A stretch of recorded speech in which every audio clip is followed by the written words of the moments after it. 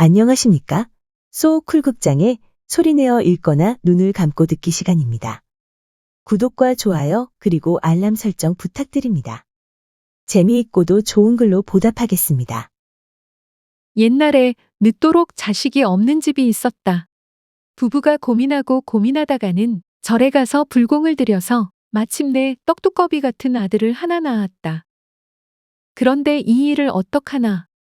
이 아이가 글쎄 7살이 되도록 말도 못하고 똥오줌도 못 가리고는 갓난아기처럼 누워서 엄마 젖만 먹고 있었다. 그러니 어머니 아버지의 걱정이 태산 같았는데 8살이 되니까 얘가 갑자기 벌떡 일어나더니 막 돌아다녔다. 말도 제대로 하는 데다가 기운까지 엄청나게 세서는 산에 가서 나무를 해오는데 나무찜이 장정보다도 더 컸다. 게다가 어른도 겨우 드는 쌀가마를 번쩍번쩍 들어올렸다. 얘가 갑자기 이렇게 변하니까 어머니 아버지는 놀라서 입을 딱 벌리고는 그저 쳐다보는 게 일이었다. 하루는 아이가 자기 아버지를 보고 말했다. 아버지, 마을에 가서 좁쌀 한 대만 구해주세요. 아버지는 못에 쓰려나 싶었지만 귀한 자식의 부탁이라 얼른 좁쌀 한 대를 구해다 줬다. 그랬더니 얘가 마당에 나가더니 구덩이를 커다랗게 파고서 그 구덩이에 좁쌀 한 대를 집어넣고는 흙을 덮었다. 그래 놓고 조를 심었으니 거름을 줘야지. 하고는 거름을 또 한 지게씩 갖다 넣었다. 어머니 아버지가 보니 참 우스웠다. 그래도 귀한 자식이 하는 일이니 어쩌나 보자고 그냥 두었다. 그런데 구덩이에서 새순이 나오니까 다 솎아내고 달랑 한 포기만 남겨두었다. 그 한 포기가 자라서 얼마나 큰 조가 되는지. 한 3년 지나니까 아름들이 고목만 해졌다.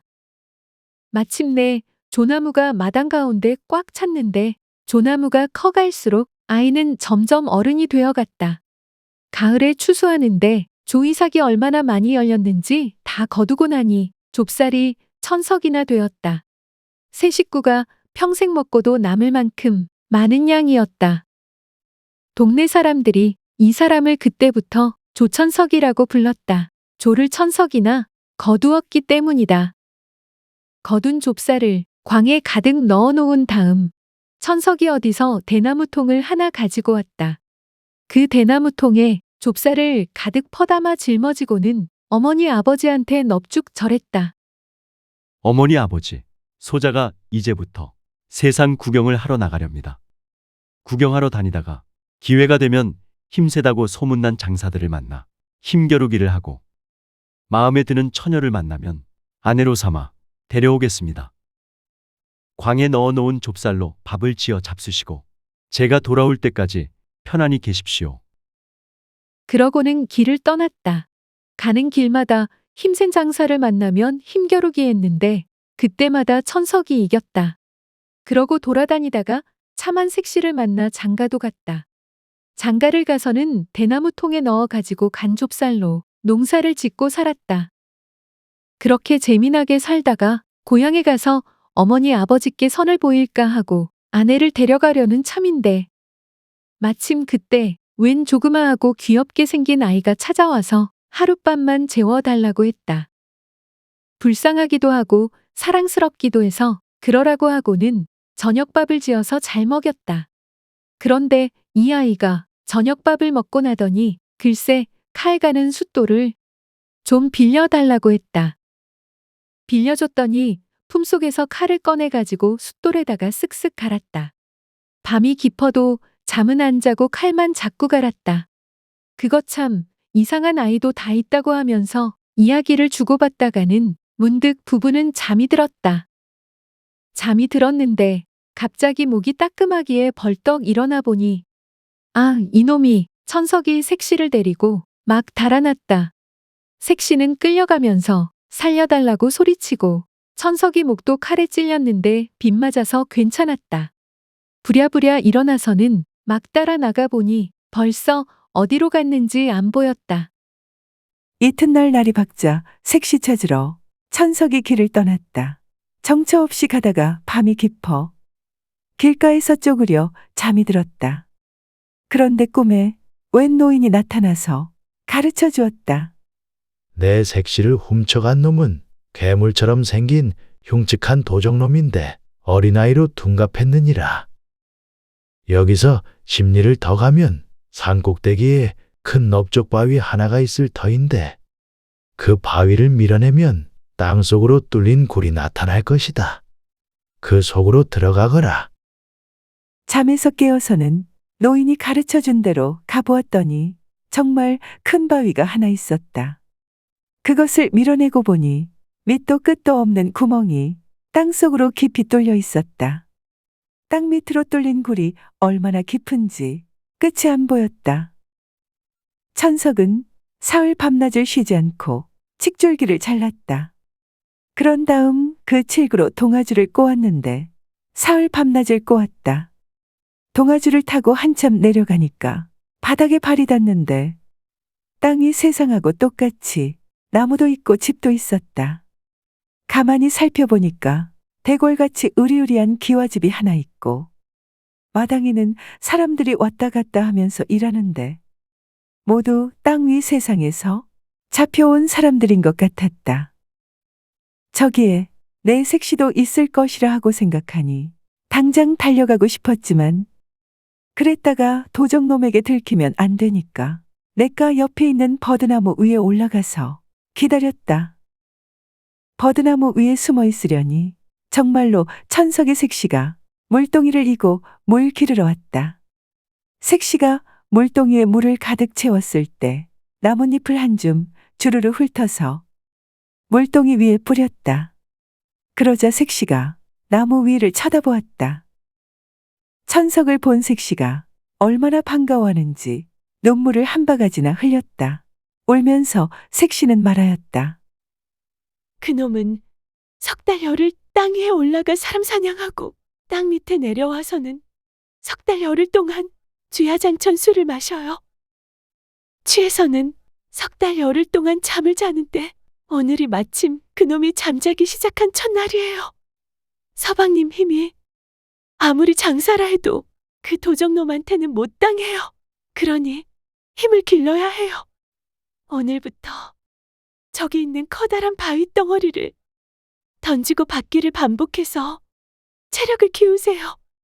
그런 다음 저놈이 깨기 전에 없애버려야 해요. 천석이 색시 말대로 바위 덩어리를 들어보니 아무리 끙끙 힘을 써도 그저 땅에서 달싹달싹하기만 했다. 색시 말에 의하면 그 바위 덩어리를 가지고 도적놈이 공기놀이 한다고 하니 힘이 참 대단한 놈 같았다. 천석이는 그 바위 덩어리를 가지고 날마다 던지고 받는 수행을 했다. 때마다 색시가 와서는 산삼 따린 물을 한 그릇 주었다. 그 물을 먹으니 기운이 펄펄 솟아났다. 밤낮으로 연습했더니 석 달이 지난 뒤에는 그 무거운 바위 덩어리를 마음대로 던졌다가 받았다가 할 만큼 되었다. 그것도 한 번에 3,000자씩이나 높이 던졌다. 색시가 보니까 이만하면 그 도적놈을 물리칠 수 있을 것 같았다. 그래서 천석에게 말했다. 오늘 밤 도적놈이 자는 방으로 들어가서 벽에 걸린 큰 칼을 벗겨 단숨에 그놈의 목을 치세요. 단 한 번에 목을 자르지 못하면 위험해요. 그날 밤 천석은 색시가 시킨 대로 도적놈이 자는 방에 살금살금 들어갔다. 벽에 걸린 칼을 벗겨보니 길이가 30자나 되고 무게는 커다란 바위 덩어리보다 더 무거웠다. 그걸 들고 용을 써서 도적놈의 목을 쳤다. 댕강 잘랐는데 아이고 이를 어떡하나. 그놈의 머리가 껑충껑충 뛰더니 도적놈의 목에 가서 다시 달라붙었다. 또 쳤다. 그러니 또 달라붙었다. 또 쳤다. 바로 그때 색시가 치마폭에 재를 가득 담아와서 그놈의 목에 뿌렸다. 그러니 도적놈의 머리가 못 달라붙고 스르르 자빠졌다. 마침내 흉측한 도적놈이 죽은 거였다. 도적놈을 물리치고 나서 곳간 문을 열어보니 한 곳간에는 온갖 보물이 가득 들어있고 또 한 곳간에는 잡혀온 사람들이 가득 들어있었다. 천석은 잡혀간 사람들을 모두 구해서 땅 위 세상으로 올라와서는 그 사람들에게 보물을 나누어 주고는 부모 형제가 있는 집을 찾아가라고 하였다. 그런 다음 색시랑 같이 집으로 돌아온 천석은 부모님을 찾아 고향으로 돌아갔다. 가서는 아들, 딸 낳고 어머니, 아버지 모시고 늙도록 행복하게 살았다.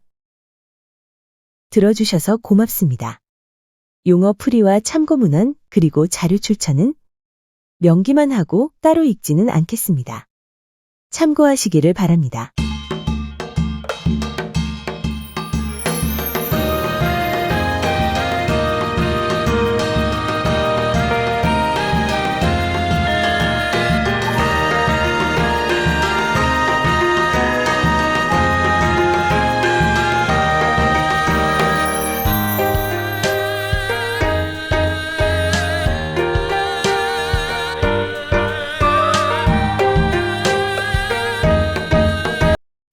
소우쿨 극장은 일주일에 2번, 매주 화요일과 토요일, 오전 11시 전후에 이야기 올리는 것을 원칙으로 하겠습니다.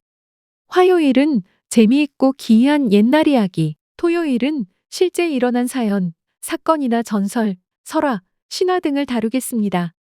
반면에 쇼츠는 틈을 봐서 올리겠습니다. 고맙습니다. 다음에 만날 때까지 건강하시기를 기원합니다.